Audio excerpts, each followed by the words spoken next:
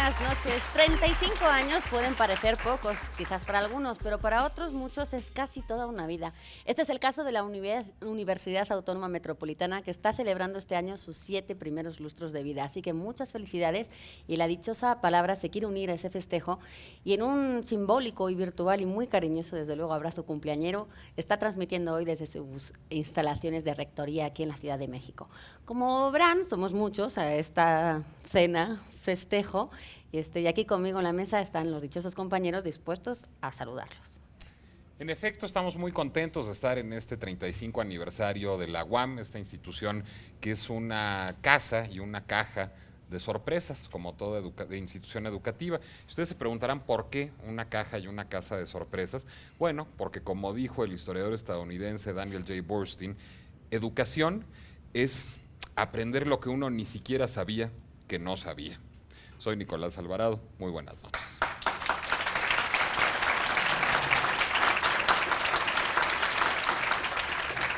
Bueno, es para mí un honor siempre estar aquí en la Universidad Autónoma Metropolitana. Yo soy también egresado de aquí, también de la UNAM, por supuesto, o sea que también es una de mis almas mater.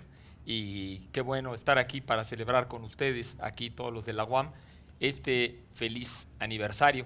Bueno, pues yo quiero también, hablando de aniversarios, mandarle un abrazo muy fuerte a mi amigo Mariano del Cueto Ruiz Funes, que hoy cumple años, y a él y a todos ustedes les dedico esta anécdota del genial y orgulloso también Pablo Picasso, que un día estaba en una exposición de sus pinturas y vio a una mujer muy hermosa viendo una de las suyas, y se acercó y viendo a ver cómo la juzgaba, la mujer se volteó y le dijo: pero ¿cómo hace para pintar esto?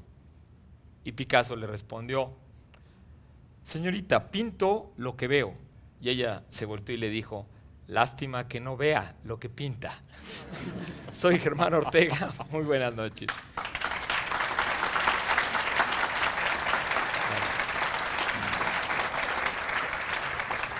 Buenas noches. Dentro de las figuras retóricas hay una que se llama quiasmo, tiene nombre como de enfermedades venéreas, pero es que se los pusieron los latinos. Y el quiasmo es cuando en un mismo enunciado una palabra exhibe dos sentidos. Dice uno que hace Augusto Roa Bastos: queremos ver la cara de la dicha por cara que nos cueste dicha cara. Este fue un breviario cultural de Eduardo Casaro.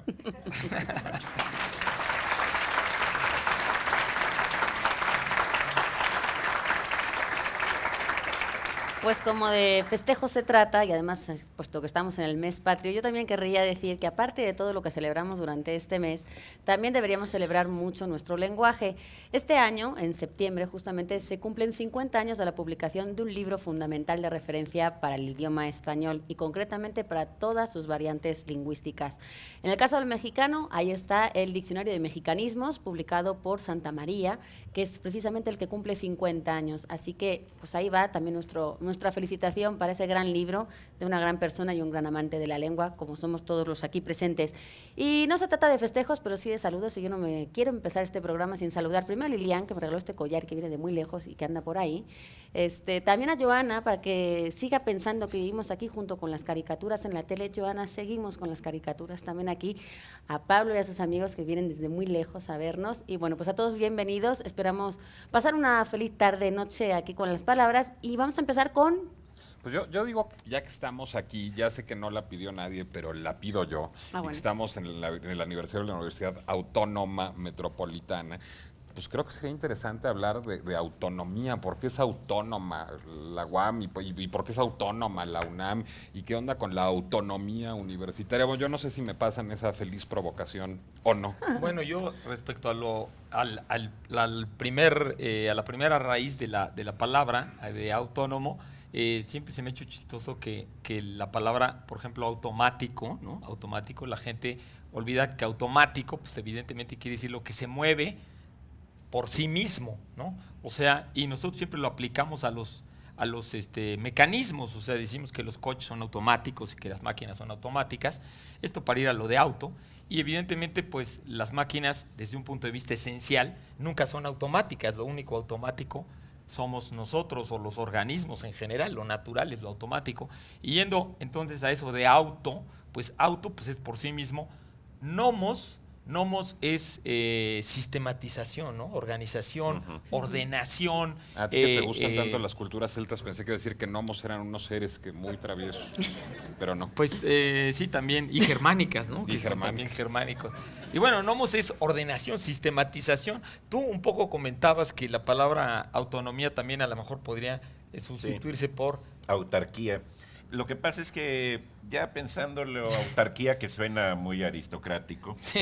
Universidad Autárquica Metropolitana, en cierto sentido tiene una referencia más hacia la autosuficiencia.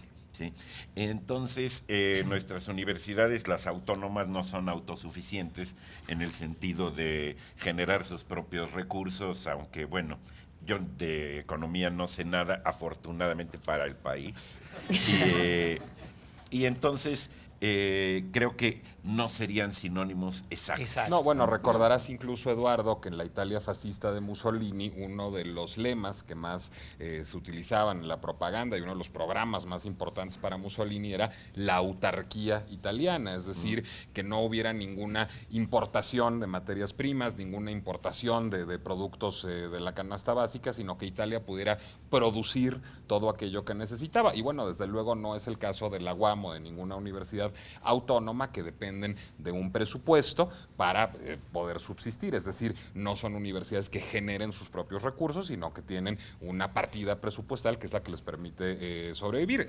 Su condición autonómica deriva, bueno, de la autonomía de su programa educativo, es decir, la universidad, la UAM o la UNAM deciden exactamente qué es lo que van a hacer en términos educativos, se autogestionan, digamos, ellas saben cómo funcionan, y bueno, quizás, y es mítico además en la historia de México y muy relevante, también tenga que ver con la no posibilidad de intervención de fuerzas externas a la universidad, como la policía, por ejemplo. En el caso del 68, pues lo que invocó el rector Barrosierra justamente fue la autonomía universitaria. Claro, y que supuestamente pues, los órganos gobernantes son nombrados solamente por los miembros de la universidad, ¿no? Que se supone. Ahora, autonomía se usa para muchos casos. También se habla de la autonomía de vuelo, por ejemplo, de autonomía en un vehículo, que Claro. quiere decir el rango de autosuficiencia para llegar a una parte. Y hay otro término que es lo de las comunidades autónomas, que eso es español, ¿no?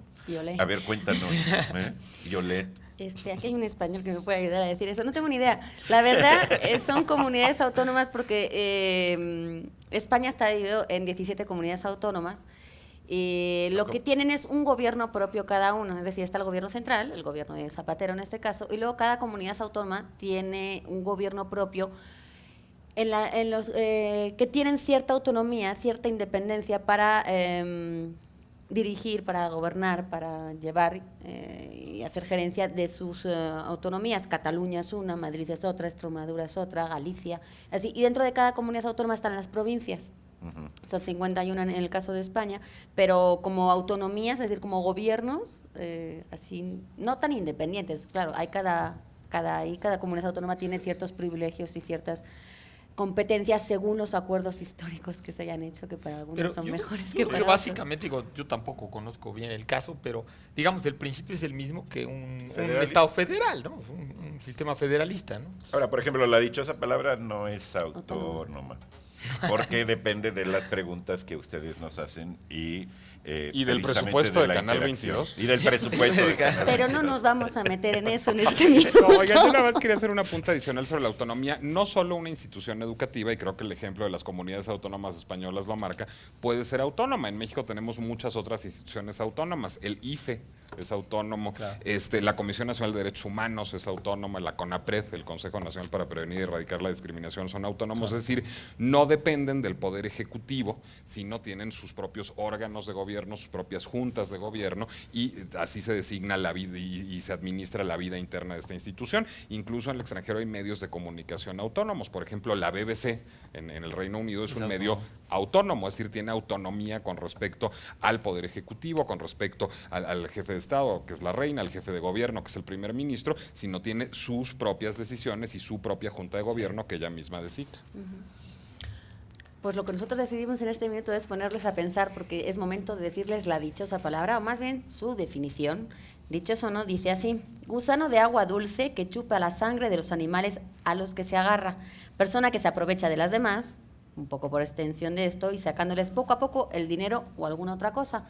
Estamos buscando esa palabra, y quien la diga, los aquí se lo pueden decir en el intermedio luego a los demás, pero aquí los dichosos compañeros también tienen dichosos premios. Quien la diga, la adivine o la sepa, va a obtener esta novela versificada, esta obra versificada, la última de nuestro director, Jorge Volpi, que ha sido muy elogiada, que muchos la han visto incluso como su mejor obra, dicen algunos, además de la de Klingsor, y que tiene un tema, nos dice Nicolás, que no es totalmente nazi, pero sí tiene que ver con las profundidades de la humanidad, de lo que es la maldad, de lo que como hombres que pueden aparentemente ser normales y sanos, de repente caer en actos abominables y canallescos. Parece ser una obra muy profunda e interesante de nuestro director Jorge Volpi. Bueno, y también tenemos El jaguar, su ser divino, humano y felino, una antología personal del gran historiador Miguel León Portilla, editado precisamente por la UAM en su 35 aniversario. Y también editado por la UAM, y por una cortesía de ella tenemos Líneas y perfiles de la investigación y la escritura, un libro de Irma Munguía Satarain, que funciona al mismo tiempo como un diccionario de dudas, como un manual de referencia. Digamos, es un libro para todo aquel que esté interesado en escribir bien particularmente materiales de investigación, editado, como dije ya, por la UAM. Y serán todos aquellos que nos respondan, ya sea por teléfono o por correo electrónico, desde cualquier sitio del que estén viendo la dichosa palabra hoy 26 de septiembre. Si no la están viendo el 26 de septiembre, pues mejor no la intenten. Gusano de agua dulce que chupa la sangre de los animales a los que se agarra. También responde la persona que se aprovecha de las demás, sacándoles poco a poco el dinero o alguna otra cosa. Están ya abiertas nuestras líneas, ya están todos los muchachos ahí pendientes de la computadora, así que anímense. Y vamos con otra palabrita. Germán, no sé si tengas uno del público aquí presente, que nos han hecho bastantes preguntas. Gracias, Laura. Sí, aquí Óscar Flores Antonio, estudiante de Sociología. ¿Onta? ¿Qué anda? Aquí está. Óscar, nos preguntas,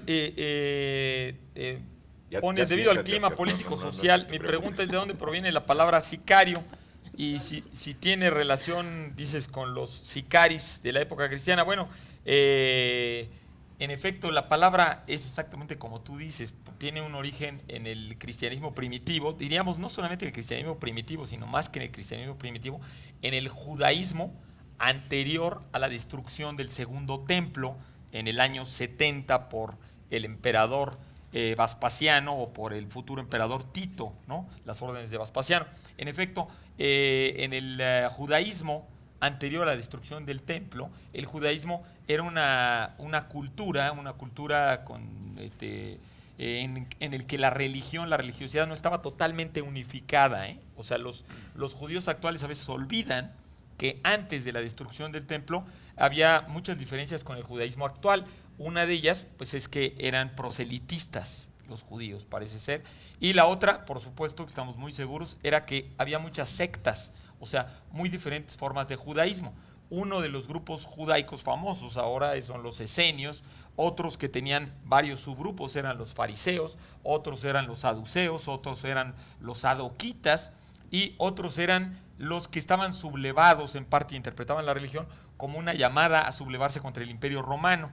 Estos grupos, que eran los celotes, tenían también un subgrupo más extremo que se llamaban sicari, ¿no? Los sicarios, exactamente, y viene del término romano sica, que quiere decir una daga pequeña, y que normalmente los sicarios se guardaban la daga debajo de la toga o debajo de la ropa, y era una manera para entre las multitudes, cuando había grupos de soldados romanos, irlos matando en actos, digamos, de guerra, de guerrillas pequeña, en el que pues ibas pasando y veías pasar un soldado y pues sacabas el cuchillito y nomás dijo el otro, ajijo, ajijo, y ya.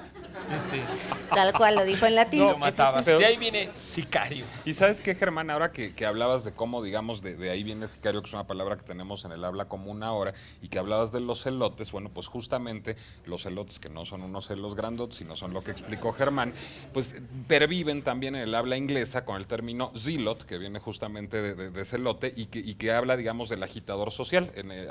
Actualmente en inglés se utiliza el término zealot, derivado evidentemente de los celotes, para hablar de aquel que está, digamos, buscando perturbar la paz, perturbar el orden, digamos, en una manifestación pública o en un evento de masas. Bueno, se le llama zealot a esa persona, agitador social se diría en español, a partir justamente de esta misma raíz. Ese término. Curiosamente, el celote a veces lo escriben con Z, pero la raíz de celoso en español es la misma raíz, por supuesto, de celote, porque el celote también era el celoso, el apasionado. Porque actuaba con celo. Actuaba con celo, en ese sentido. Sí, en Yucatán hay los celotes sagrados, ¿no? Los ¿Qué chinos son los los? llaman Es así. el maíz, pues. Que es Con el origen de mayonesa o con siempre, mantequilla. ¿no? Sí, así es. Pero no son Que no los tiene que ver con cenotes. cenotes. Que también pueden producir celos. Vamos con preguntas al público, porque aquí están todos muy risueños y muy atentos, pero queremos ponerlos a pensar también para llevarse, pues, libros, cortesías que tenemos aquí de la UAM, que además de festejar, además nos regalan. Fíjense si son maravillosos. Ay, me voy a meter en problemas. Significado de la siguiente frase en náhuatl, que debe ser conocida y reconocida por todo alumno y profesor de la UAM. A ver si qué tantos hay aquí. Y a ver si me entienden en mi súper acento náhuatl. Incali Izcahuipoca. No, Izcahuicopa. ¿Sí lo dije bien, Nicolás? Hay una mano levantada, por ejemplo. A ver si se acerca el micrófono Ahí y hay nos un dices tu micrófono. nombre primero. Es Manuel Alejandro Fernández, Manuel Alejandro Fernández, Ajá. Casa Abierta al Tiempo. Muy bien. Literalmente es casa orientada al tiempo con rostro. Bravo. Así dicen ellos. Pero felicidades. De premio nos deberías de deleitar a todos con tu pronunciación de Huitzilopochtli, Laura. Sí, Eso hombre. será para final de temporada.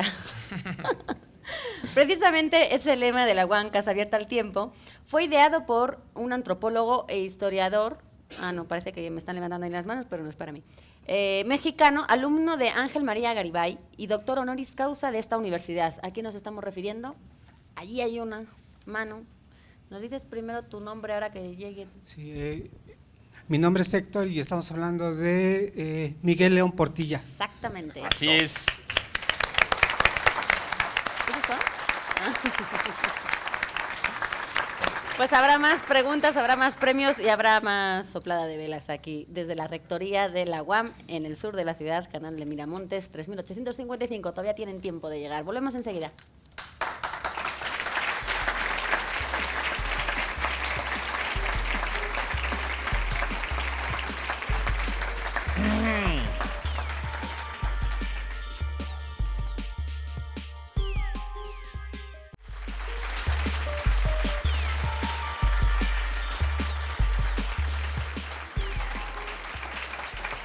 Seguimos aquí en la dichosa palabra, con mucho gusto de estar aquí en la Rectoría General de la Universidad Autónoma Metropolitana, celebrando sus 35 años de existencia, con mucho gusto. Los invitamos siempre a ver nuestras repeticiones los lunes a las 6 de la tarde y a ver también nuestros programas por youtube.com/diagonal canal 22. Bien, pues vamos a seguir con las preguntas aquí de nuestro público. Laurita, ¿tienes alguna pregunta? Yo tengo una de Marta Bravo Hernández. ¿Dónde ¿Está está por Mara? alguna Aquí está parte? la señora. Aquí está. Hola, Esta Marta. zona resultó prolífica. en Oye, preguntas. sí, no lo hicimos a propósito, conste. Nos pregunta que cuál es el origen de los albures. Los albures como tal, yo soy la menos indicada para decirlo. Hombre, He el sido origen es víctima la de homosexualidad reprimida y la mala educación, por supuesto. Por supuesto. Yo me voy a centrar más en la palabra, que me gusta mucho, porque además viene del árabe. En el Mediterráneo había un pescadito, lo hay todavía, que se llama alburi, o llamaban alburi, lo llamaban los árabes, un guión, buri, porque prácticamente todas las palabras que empiezan por al tienen un origen árabe. Resulta ser que parece que este pececito era muy torpe, o más bien saltaba mucho, y cuando había pescadores cerca, pues era muy fácil captarlo y pescarlo, porque pues era torpe, ¿no? Y se dejaba ver muy fácilmente. Por eso mismo también era poco cotizado en el mercado. Como había muchos, pues entonces no parecía que no costaba tanto pescarlo y entonces tenerlo ahí en el precio al mercado.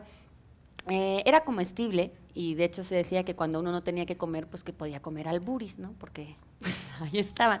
Parece ser que esta relación entre el pez un poco torpe y un poco despistado, que se dejaba cazar por el pescador pescar, en este caso. Querías usar otro verbo, Laura. Yo me di cuenta de que quería usar otro verbo. Sí, pero no quería ya ser Pero hubiera víctima, sido sí, la pertinente que lo usaras.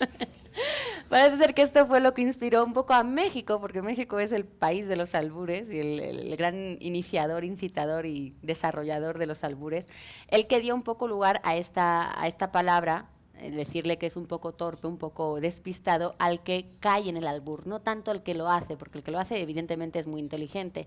Ahora bien, para que un albur sea bueno, tiene que haber un emisor, es decir, alguien que alburee, pero también alguien que lo entienda, porque si yo tengo un amigo argentino que decía que en Argentina él iba y decía un montón de albures, pero como nadie le entendía, pues no se divertía nada. Entonces era como de, bueno, pues sí, alburearás muy bien y será muy divertido, pero como no puedes compartirlo con nadie, entonces siempre se necesitan dos. Bueno, es que además es un diálogo, pues, se Exactamente, es un intercambian pinipón. albures, y en efecto, pues se trata de ver quién pesca, digamos, a quién. De eso Ahora, tratan los albures.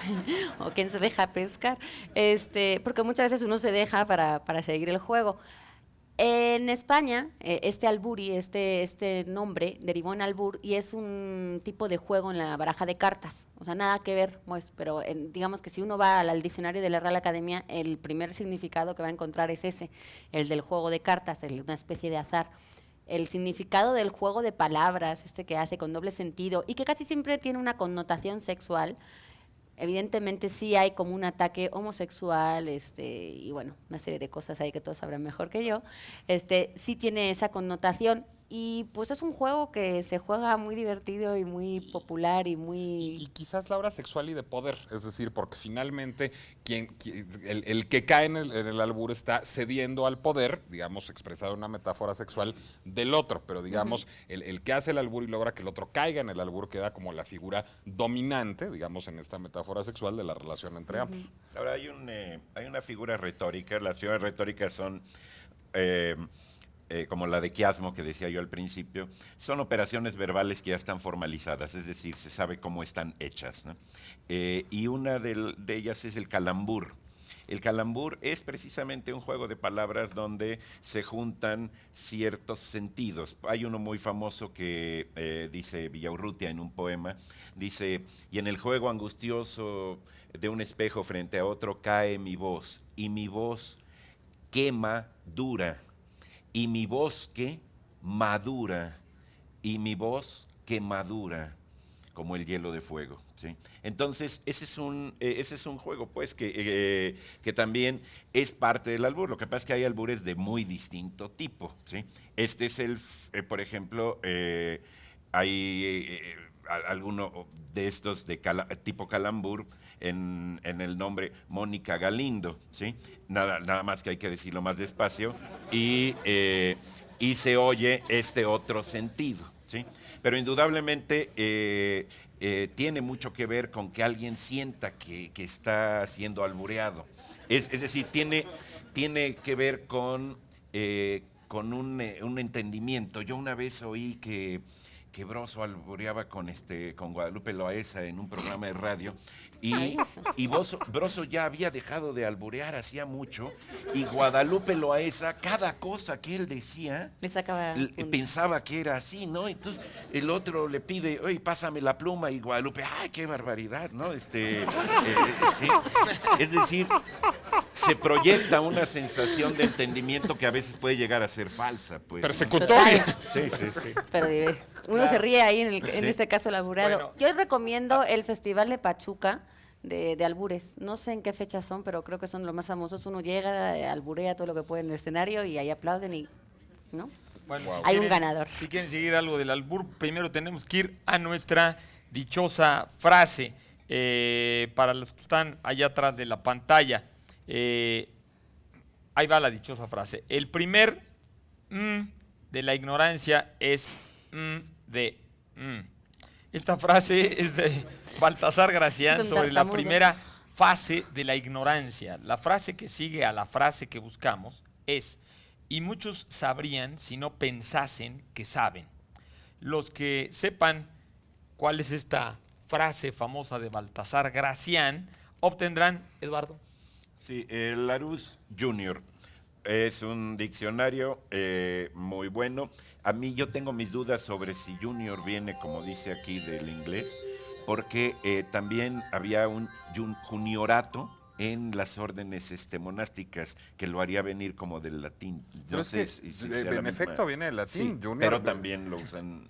Pero el uso está en inglés. Es ¿no? alguna declinación, ya no me acuerdo de cuál, de joven, y es un latinajo que se usa en inglés, junior, igual que senior, que es el antónimo de senior, que es el antónimo de junior, es otro latinajo. Bueno, yo no sé, no he leído qué dice del origen de Junior, pero con toda seguridad puedo afirmar, creo que viene de la diosa Juno. Exactamente, la diosa Juno, en su forma joven, en su forma adolescente, pues se llamaba Juventas.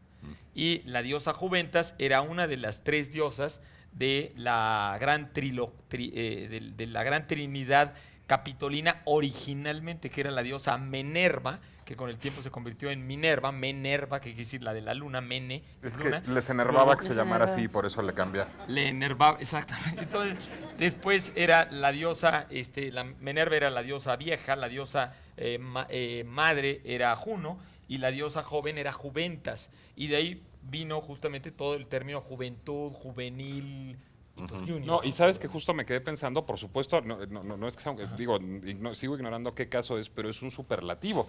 Junior, como excelsior, y como senior, que es el superlativo de senex, es senior, y junior es joven en superlativo, es decir, es Exacto. el más joven. El más joven, exactamente, esa es la declaración. Y por cierto, hablando de que estamos aquí en la universidad, la palabra universidad también tiene el mismo origen que junior. Tiene el mismo origen en la diosa Juno, porque la diosa Juno, universo, que es de donde viene universidad, universo quería decir lo que la diosa echa para afuera, ¿no? Lo que vierte, de verter, del latín verter, universo, lo que se vierte de De la uno diosa mismo. Juno, o sea, lo Y- que la diosa Juno echa para afuera, ¿no? Entonces verso también tendría que ver con eso. Sí, por supuesto, verso de verter y de girar. Pueden ver el programa Reverso también en Canal 22, que conduce Nicolás Alvarado, por cierto. Ya está en su nueva temporada. Muchas gracias. Pero si quieren ¿Qué hablar días? algo más de la universidad. Miércoles a las 9 de la noche. Gracias por el gol completo. ¿Hablamos más de la universidad? ¿Quieren? Pues Yo sí, digo de la que palabra sí, ya que universidad, estamos ya que acá. salió, pues. Que universidad viene de universitas, que es como el total, la totalidad del conjunto, pues en un principio era el conjunto de los maestros Y que los alumnos. formaban esta comunidad. Efectivamente, igual que para el BUR necesitan uno y uno, pues para enseñar también se necesita un alumno, porque si no, ¿quién va enseñando por la vida? Pero Sí, y Universidad. también luego por extensión se habla de los propios edificios. Es decir, no solamente de la institución, sino del conjunto arquitectónico, ¿no? Y esto desde el medievo, es decir, la universidad es una noción medieval. Las grandes universidades del mundo aparecen en la Edad Media, como la Universidad de Bolonia, la Universidad de Oxford. Estas son algunas de las primeras universidades que aparecen en el siglo XI y que son herederas directas, digamos, del estudio del trivium y el quadrivium. Es decir, el trivium entendido como aquellas disciplinas que tienen que ver con las letras y el quadrivium como aquellas que tienen que ver con las ciencias, la música entre ellas, por cierto. Y digamos, es este espíritu, el espíritu fundacional de las primeras universidades, como la de Bolonia o la de Oxford en la Edad Media. ahora, como sitio de docencia, de escuela, existe la escuela desde hace miles de años, o sea, desde el siglo XXIII antes de Cristo ya tenemos en los sumerios registro de lugares donde los escribas aprendían a escribir y entonces hacían como una especie de escuela.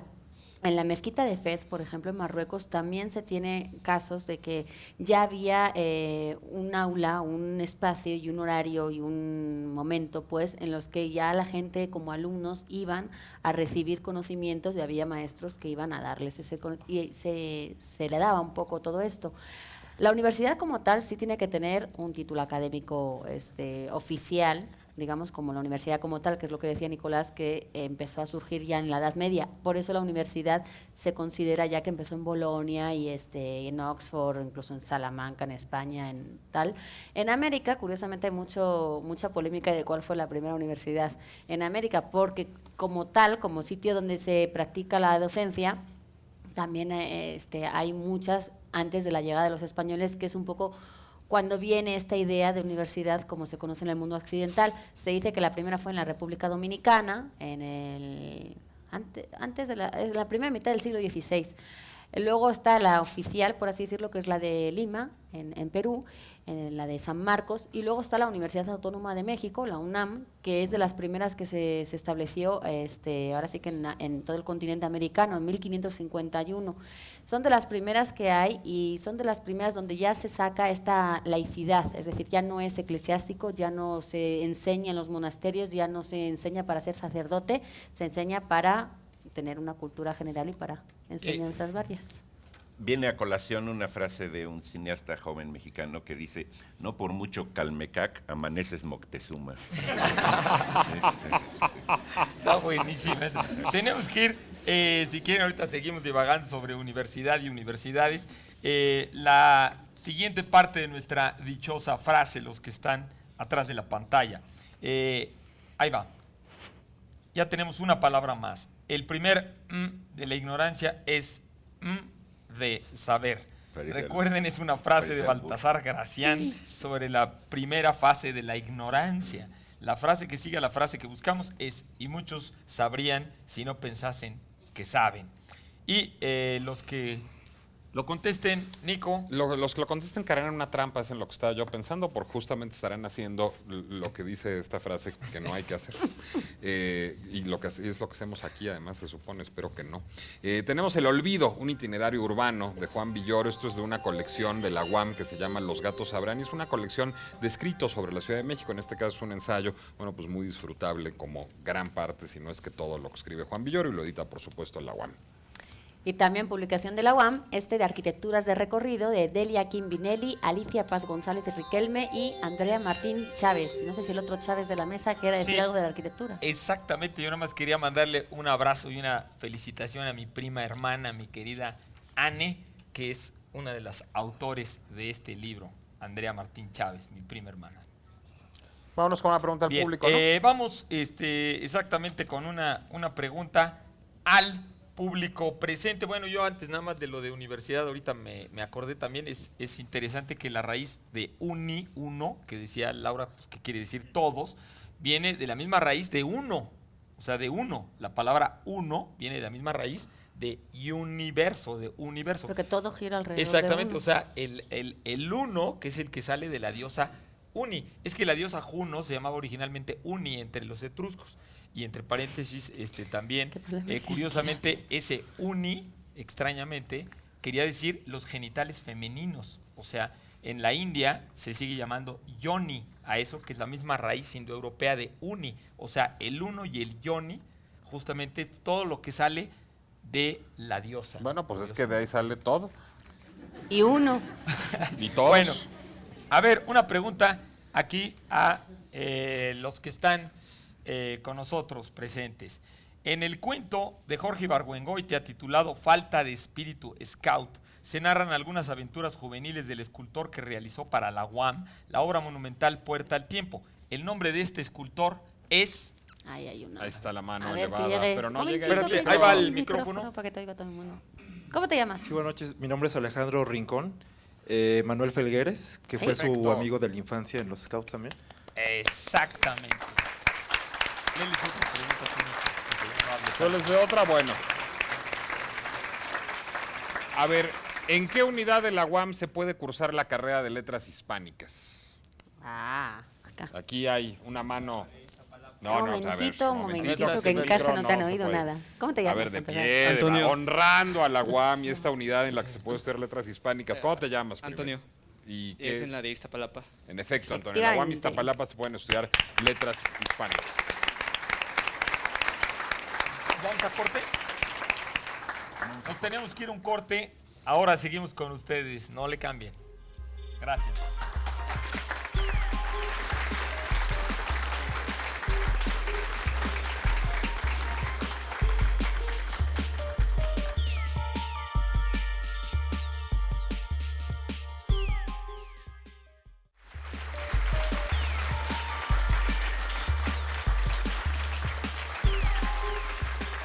Seguimos aquí transmitiendo la dichosa palabra desde las instalaciones de la Rectoría General de la UAM en su 35 aniversario. Estamos respondiendo preguntas del público que está aquí en vivo, muy vivo, en este momento. Y bueno, ¿tienen ustedes alguna que quieran plantear? Yo tengo aquí una de María Aide Martínez Álvarez, que no sé por dónde anda. No, de la Ha de misma estar aquí, fila. Bueno, esa ¿cómo no? fila de veras es prolífica en preguntas. Pues gracias, María Aide. María Aide estudia psicología en la UAM Xochimilco y nos pregunta a qué se debe que a las multitudes se les denomine masas. Pues aunque tú no lo creas, a la misma masa con la que hacemos los pasteles se les debe, porque hay, digamos, algo que hermana a estas dos masas. La palabra masa es una palabra de origen latino y es una palabra que sirve originalmente para designar aquello que aglutina, aquello que une. Cuando uno está haciendo un pastel, cuando está haciendo una masa de pastel, pues lo que está haciendo es aglutinar distintos elementos. Seguramente voy a decir puras barrabasadas porque no sé cocinar, pero bueno, en principio harina, huevos, azúcar, creo que llevan harina, huevos y azúcar, espero que sí lleven harina, huevos y azúcar. Si no, que Uno no los queden está tan- aglutinando en una masa.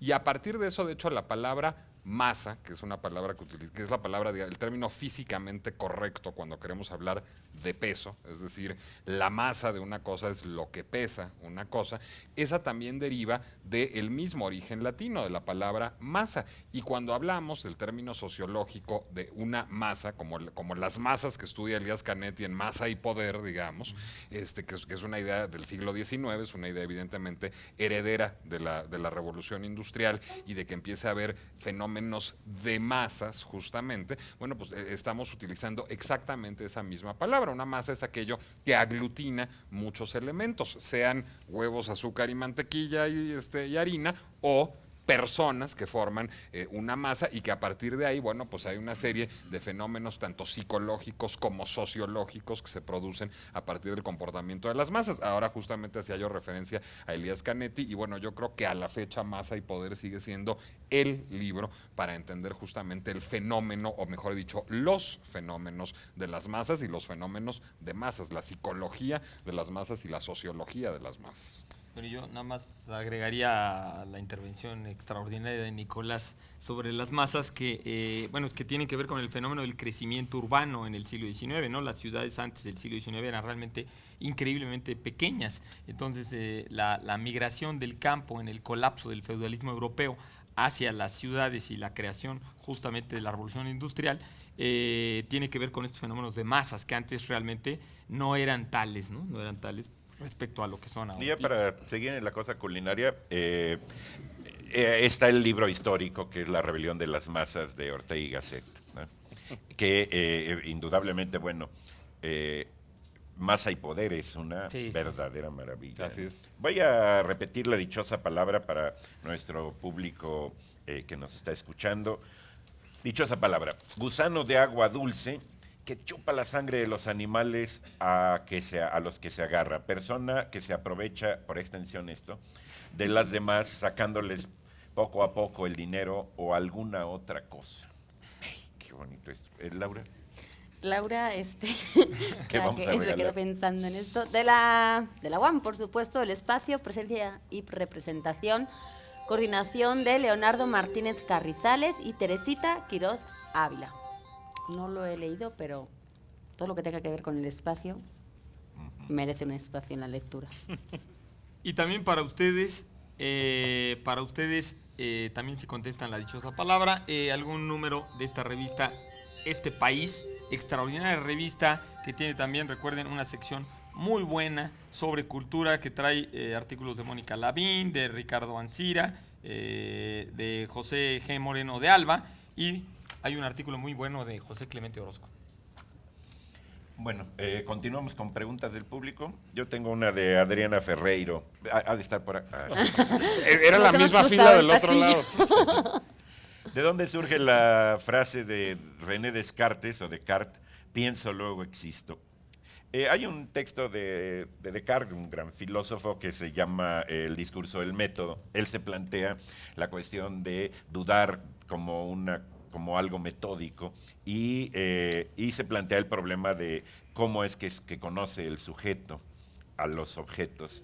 Y dice, bueno, podemos dudar de los datos de nuestros sentidos, de nuestras sensaciones, pero el hecho mismo de estar dudando ya es algo que está existiendo. Por eso es pienso, luego existo. Ese luego está hecho ahí en la frase como un sinónimo de por lo tanto, ¿sí?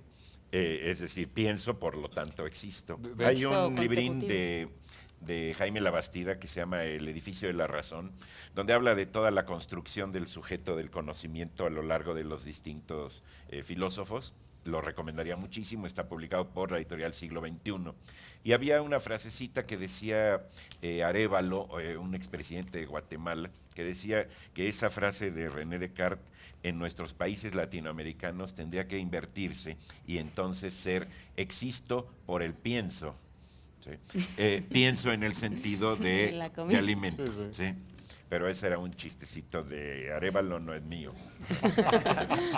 No, bueno, ¿Quién es? y por lo tanto, digamos, lo que no se postula ríe. Descartes es que el grado irreductible de la existencia es la materia pensante, es decir, podríamos dudar incluso de nosotros mismos, de nuestra corporeidad, de nuestra interacción De con nuestra los demás, masa, ¿no? de nuestra masa. Hombre, a mí dudar de mi masa me gustaría mucho, pero de lo que no podemos dudar es de que existimos en tanto materia pensante, porque en el momento mismo en el que dudamos de nuestra existencia, somos una materia Ya pensante. hay algo que está dudando, ¿no? A ver, ¿quién más? Bueno, se pues lanza? a ver, Laura o... Yo tengo una muy ibérica, a ver si decirla. Cuando los españoles dicen tienes un morro que te lo pisas, ¿a qué se refieren? Tienes un morro que te lo pisas. Sí, morro es morro, morro. Entonces cuando te pisas el morro es porque, bueno, pues te estás pisando la nariz, pues. Se refiere uno a que tiene muy poca vergüenza, que se está aprovechando de una situación. Por ejemplo, si yo digo, anda Nicolás, que vienes aquí y tienes un morro que te lo pisas, como diciendo... Qué ¿cómo te cara dura, atreves? Qué digamos. cara dura, exactamente, esa es la traducción. Y es una expresión, es popular, es coloquial y pues no hay mucho más que agregar. Vamos a hacer otra pregunta al público. También es sobre la UAM. Perdón, Sí, no perdón. supe quién hizo la pregunta porque no viene firmada, pero seguramente anda por allá. Allá. Ah, ¿Cómo ahí. te llamas? Gabriela del Valle, muchas gracias. Gabriela no tiene un morro que se lo pisa. No, de hecho, no, tuvo no. el pudor de no poner su nombre en la Espero que pregunta. no te lo hayan dicho nunca, no es bonito. ¿En qué unidad de la UAM se puede cursar la carrera de matemáticas? Aquí A hay ver, una. Adriana Ferreiro. Pero Ah, con es que micro, su con hermana. micro, ahí va el micro, Ah, es su ya hermana. llegó. Ah. En la unidad de Iztapalapa. Ah, sí, son gemelas, ¿verdad? No, somos ¿No? hermanas. Pero ¿No? muy parecidas. Pero no- Bastante parecidas. Pero creo que Pues la no, respuesta era no es incorrecta. Iztapalapa, No, no es en Iztapalapa. pero ahí tenemos otra mano, a ver. A ver, ahí está alguien más. A ¿Te ver. llamas? Me llamo Manuel y hay una carrera que se llama Matemáticas Aplicadas en Unidad Coajimalpa. ¡Eso! Bueno, ¿Otra o ya no? no, vamos a ir a un corte y en un momento regresamos para nuestro último segmento.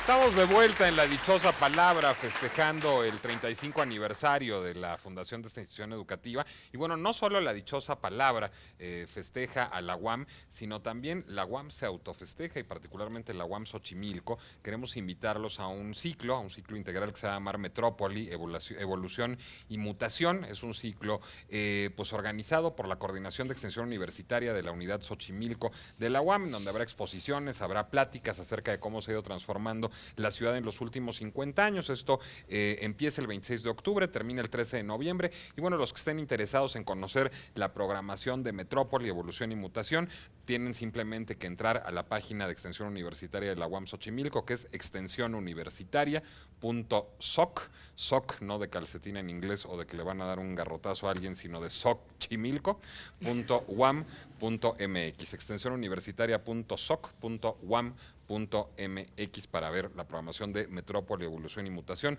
un ciclo sobre la Ciudad de México en donde se festeja el 35 aniversario de la UAM. Tienen minutitos todavía para responder cuál es la dichosa palabra, gusano de agua dulce que chupa la sangre de los animales a que se agarra, y esto, bueno, pues por analogía se aplica también a la persona que se aprovecha de las demás, sacándoles poco a poco el dinero o alguna otra cosa.